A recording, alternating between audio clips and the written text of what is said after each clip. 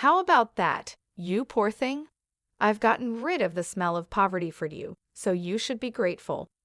With those words, champagne was thrown in my face with force. This happened when I went to meet my fiancé's family. Instead of being concerned for me, James, my fiancé, started laughing loudly as if he was making fun of me. I quickly realized that all the effort I put into styling my hair and choosing my clothes was wasted. In the end, all I felt was emptiness. That's why I decided to end our contract with your company. When they heard my decision, Lauren, James's mother, who threw the champagne, and James himself were both shocked. They didn't seem to understand what was happening. Suddenly, James's father, President Walker, appeared. "Mr. Walker, you mentioned before that you plan to retire soon and pass your responsibilities to your son. In this situation, it's fair to reconsider how much my company can trust a future business leader. There might have been an intention to keep our relationship through your son marrying me, but unfortunately, it has backfired." After explaining everything, I quietly left. Lauren, who overheard my conversation with President Walker, was too upset to say anything. But this isn't the end. They will have to face the consequences of their actions. My name is Mariah Carey. I'm 50 years old and have never been married.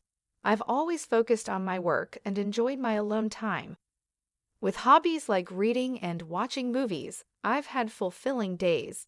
Because of this, I never developed an interest in marriage as I got older. But that spring in March, when the flowers were blooming, I received an unexpected marriage proposal. The person who introduced me was Kyle Walker, with whom I had a business relationship. "Miss Carey, I'd like to introduce you to someone. What do you think?" he said. Although I was hesitant at first, I decided to meet the person after being strongly encouraged. That person was James, who was the same age as me and the son of President Walker. He's the youngest son with several older sisters. He's come close to marriage a few times before, but has remained single. I had one request before our first meeting, but James was a polite and kind person, and I immediately liked him. I started thinking that maybe marrying him wouldn't be such a bad idea, so I suggested that we start dating. Both President Walker and James were happy with this idea, and everything seemed to be going well. But I never imagined that this decision would lead to an unexpected situation later on. 2 weeks into our relationship, during our third date, James smiled and said, "We're already like a couple, aren't we?" Unlike before, James was wearing a casual jacket and looked relaxed and youthful. I had also switched from dressing up to wearing casual pants. Even though we were both older, our feelings at that moment felt as fresh as those of young people.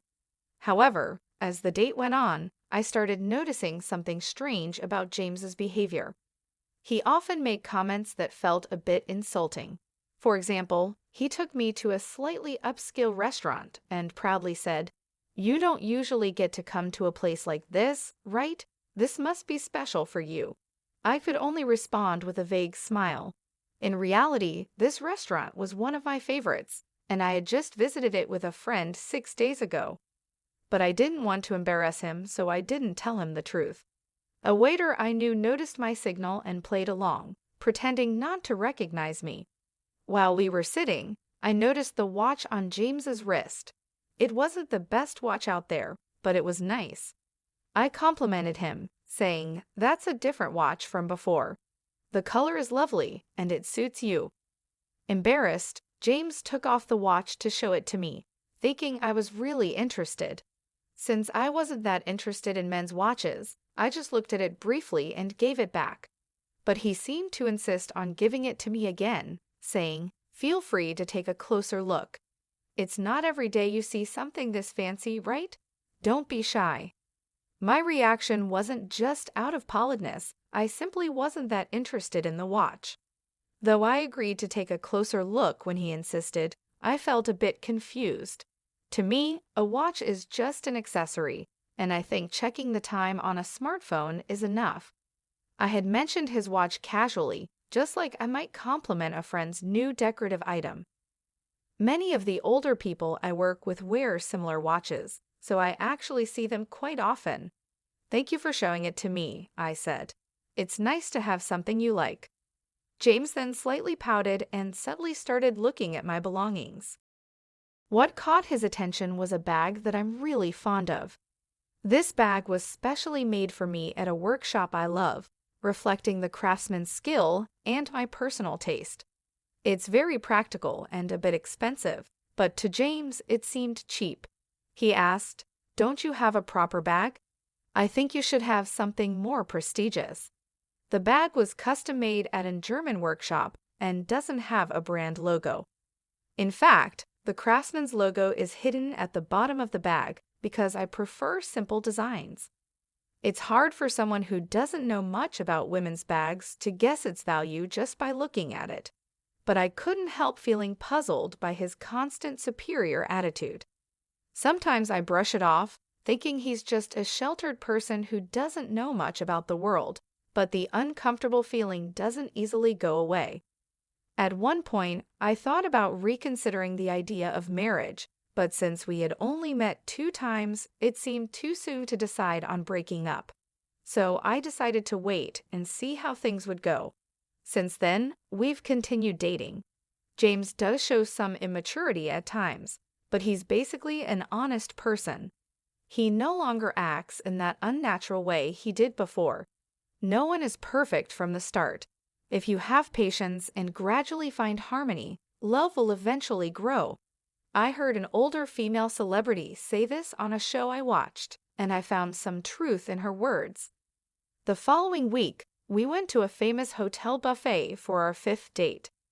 Strangely, James piled 4 or 6 servings of food onto his plate.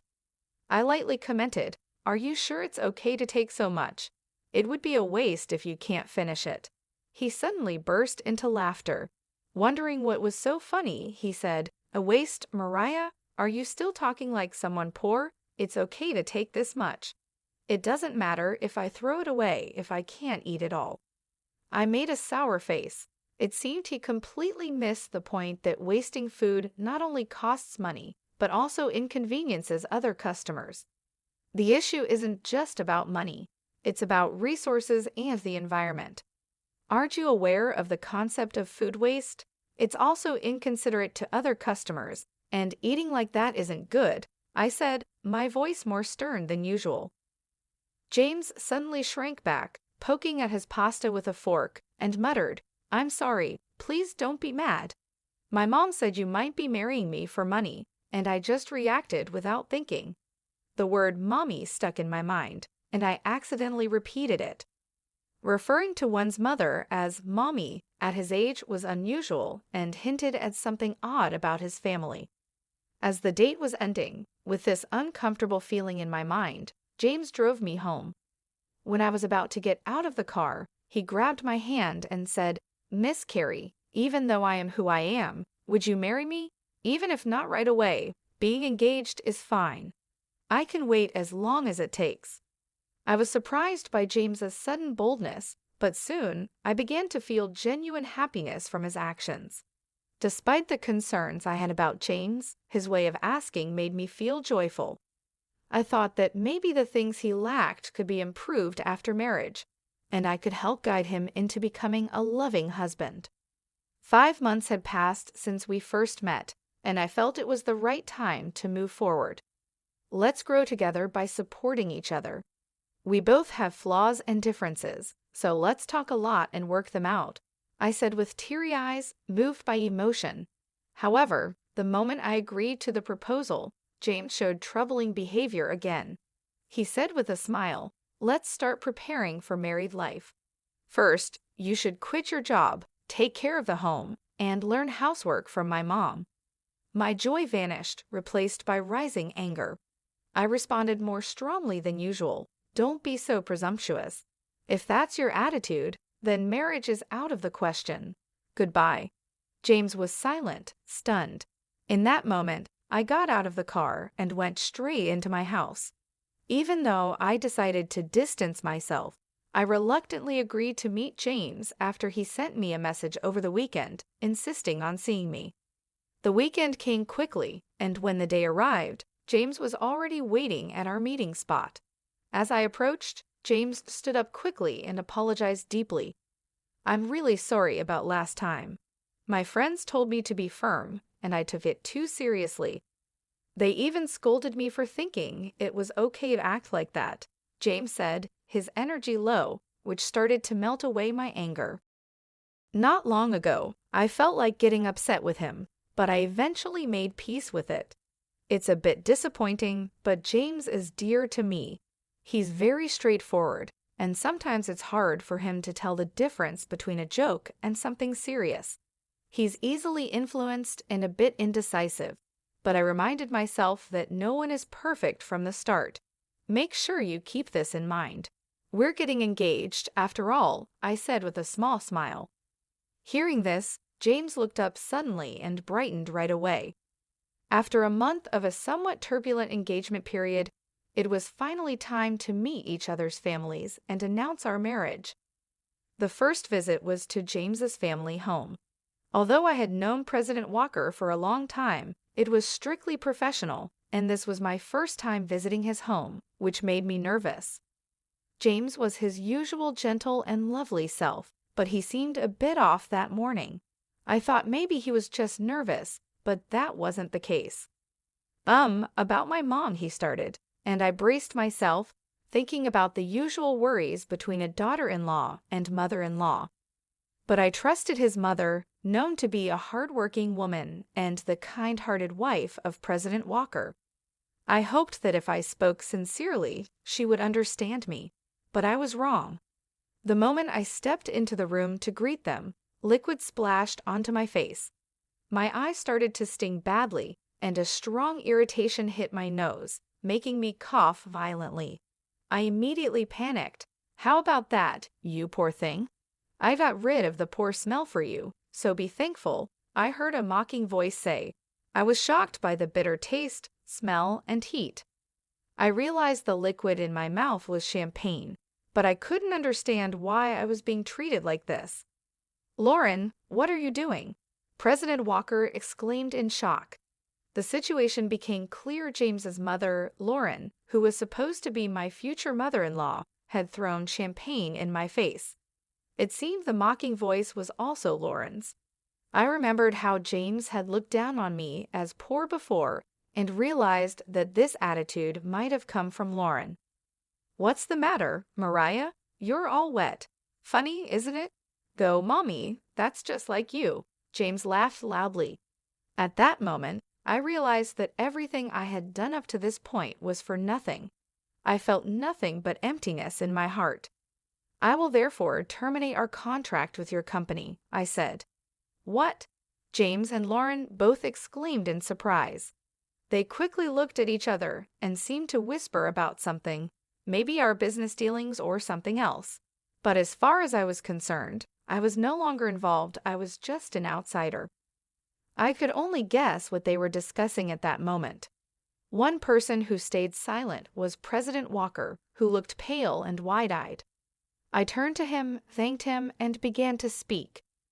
"First of all, President Walker, I want to thank you for your cooperation so far. It must be because of the condition we agreed on that nothing like this has happened before." When I turned to speak to Lauren and James, Lauren looked at President Walker with a doubtful expression and then stared at me sternly. Meanwhile, James watched Lauren's reaction while glancing at me. I continued quietly, knowing that what I was about to say might surprise them, but I hoped they would listen carefully. One condition of accepting this matchmaking was that I would not reveal I am the president of a company until the marriage was decided. I didn't want my title to interfere. My connection with President Walker came from significant business transactions I built over the years while focusing on my work. I took out my business card, which naturally listed my company name and position. Even those not involved in management would understand the importance of my title. "Hello again, Mrs. Lauren. Thank you for all your help so far. This is my position. I've been working with your husband's company for over 12 years, and right now, my company is probably your biggest client. I wonder what percentage of your company's sales we represent." When I handed over my business card, James turned pale with surprise. He worked in his father's company, so seeing my company name should have made it clear who I was. To President Walker, I was not just any business owner, I was the owner of one of his most important business partners. That's why I wanted my profession hidden at first, to truly see James's character when choosing a lifelong partner. I wanted to see the real person, not just a superficial act. I couldn't risk a fake attitude because it could affect the future of a parent's company. So I was introduced as just someone who met James through work. I even wore fake glasses and changed my makeup and hairstyle for our dates. Looking back, the disguise was just a temporary amusement and, in the end, a waste of time. I'm sorry, President Walker, but I have to decline this proposal. This isn't just about marriage. We also need to pause our transactions to reassess the situation, I said, then sat down to face President Walker. Afterward, I calmly explained the situation. President Walker turned even paler when he heard my words and stuttered. The transactions are affected? That can't be right. But his reaction seemed forced. I shook my head firmly, showing that my decision was final. But I wanted him to understand that my decision was not based on a fleeting emotion. I continued speaking calmly. President Walker, you mentioned before that you plan to retire soon and hand over your responsibilities to your son. In this situation, it's important to reconsider how reliable a future business partner can be. It seems there was an intention to keep our business relationship strong by having your son marry me. But unfortunately, that plan has backfired. Right after graduating from university, I started my own company with some friends.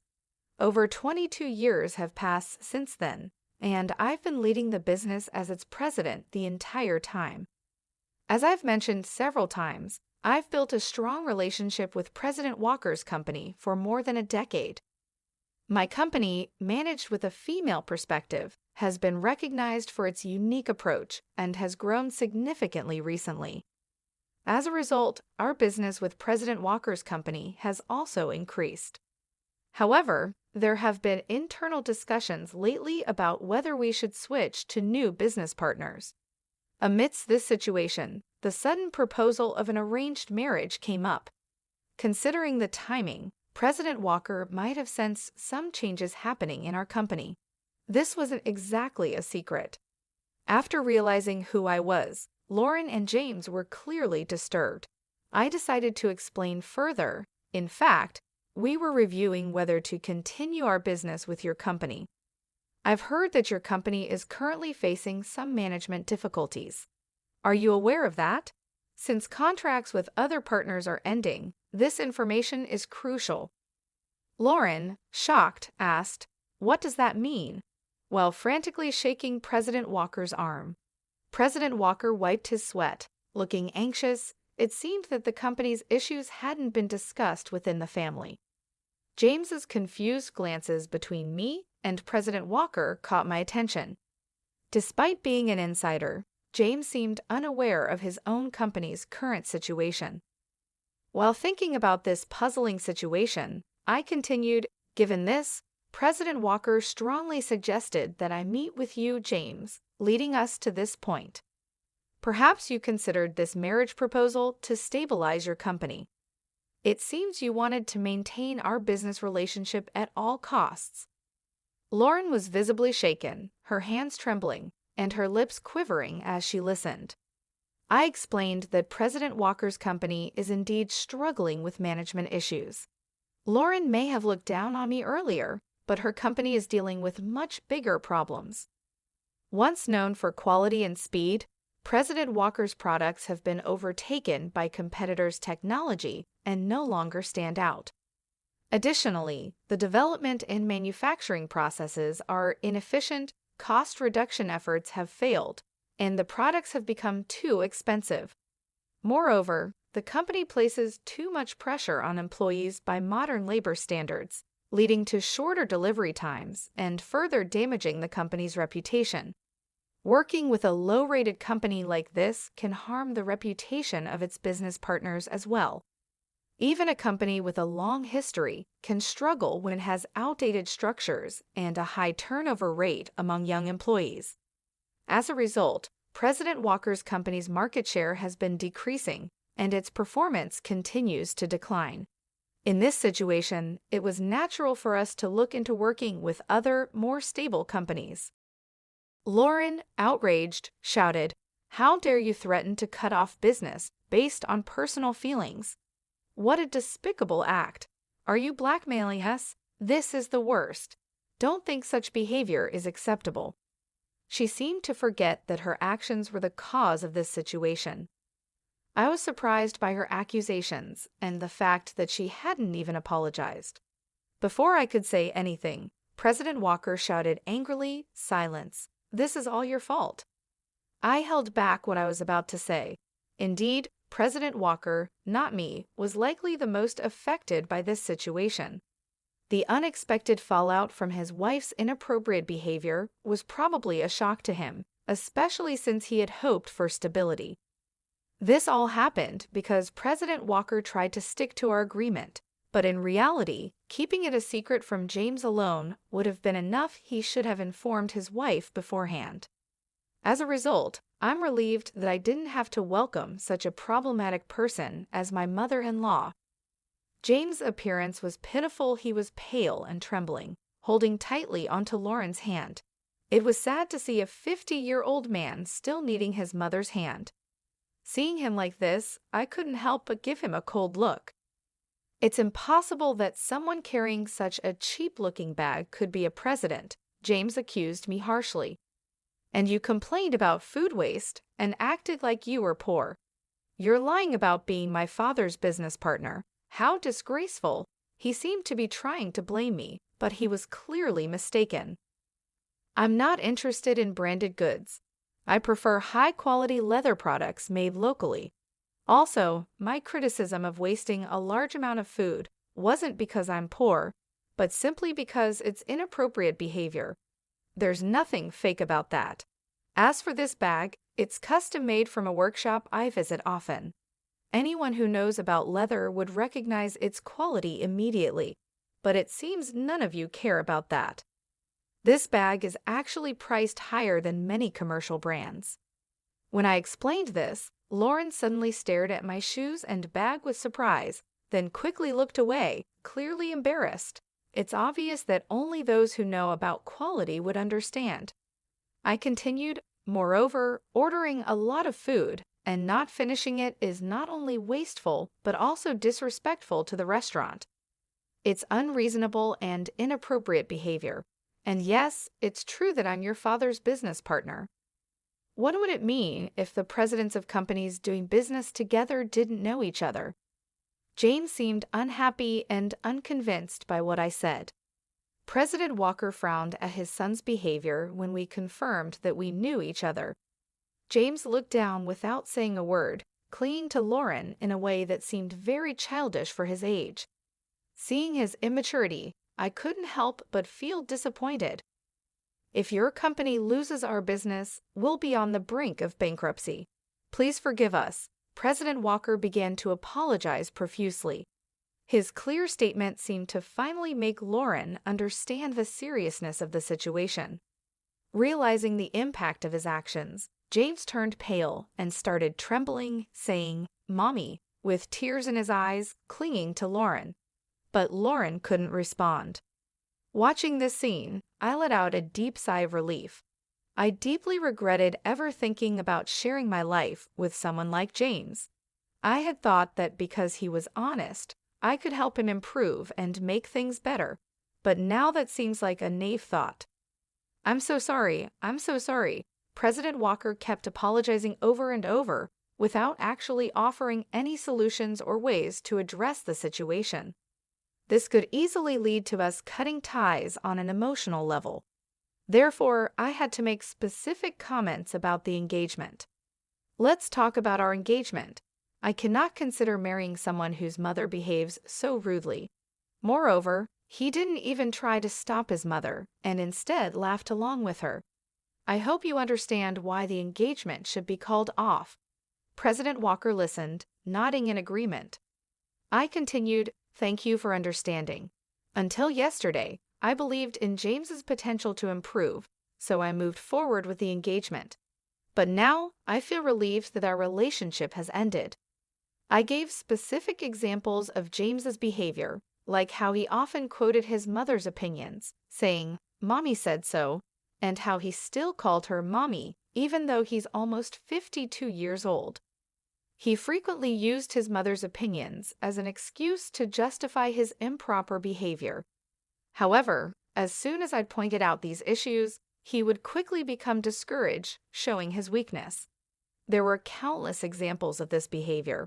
President Walker was shocked, his mouth open in disbelief, and Lauren looked embarrassed.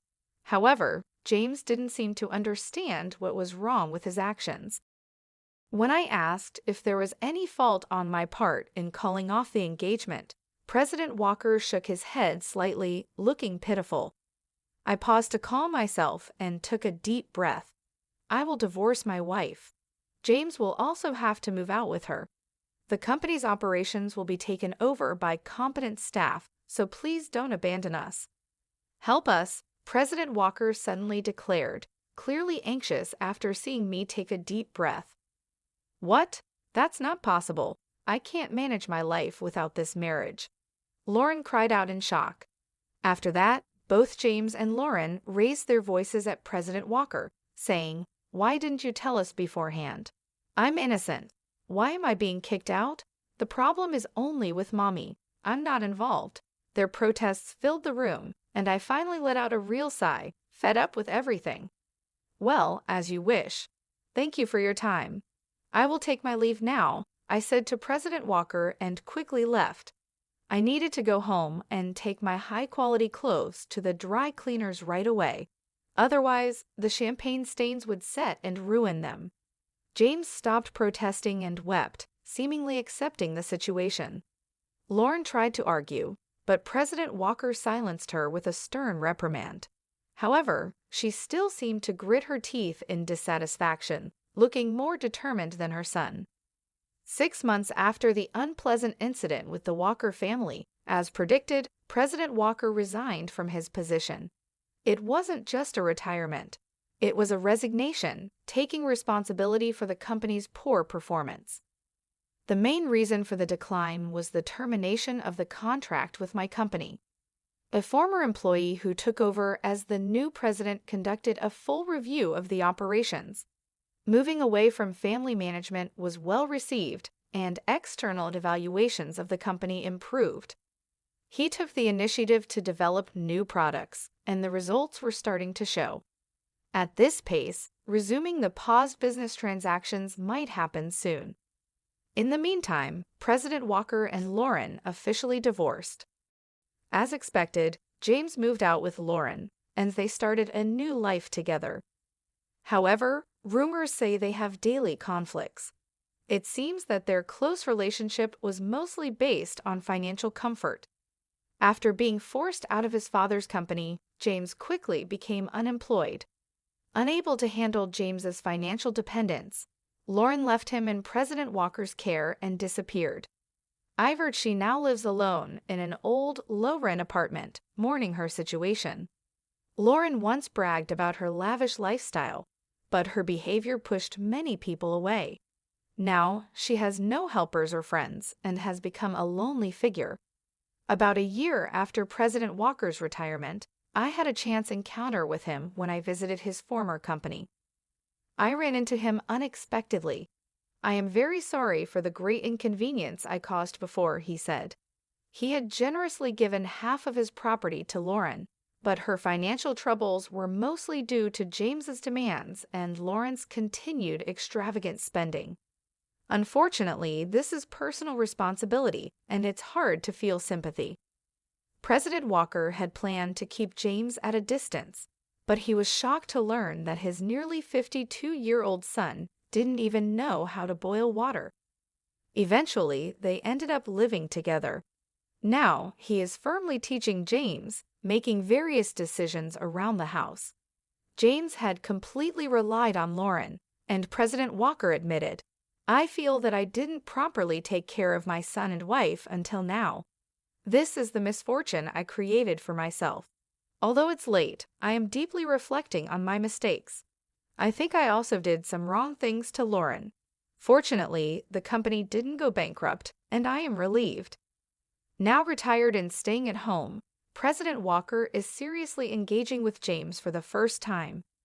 James, facing new challenges like household chores and part-time jobs, often cries despite his age. I can only hope that he becomes a better person, but I have no desire to have any more dealings with him ever again. 5 years have passed since then, and my company is doing very well. My performance has improved compared to before, and the stock price has also risen. As for my personal life, I am no longer considering marriage. I have already informed my parents. When I got engaged, I explained everything to my parents, and when the engagement ended, I shared the details with them again. They supported my decision to stay single, rather than being involved with someone like that. As a result, my parents are now even stronger supporters of my focus on work. I stay busy every day and have taken up new hobbies to make my life more fulfilling. Although I used to prefer indoor activities, I recently decided to start exercising at the gym. I can even see my muscles starting to form, and my subordinates look at me with admiration, which feels a bit strange. I've always believed that happiness is something you create for yourself. I look for happiness that I build on my own, not just the kind that comes from being with someone else. If I were to fall in love again, I would prefer it to happen later in life when I could afford to give everything up for love. But that's not something I'm worried about right now. My days are fulfilling, and I'm happy. My life has just begun, and I'm focused on working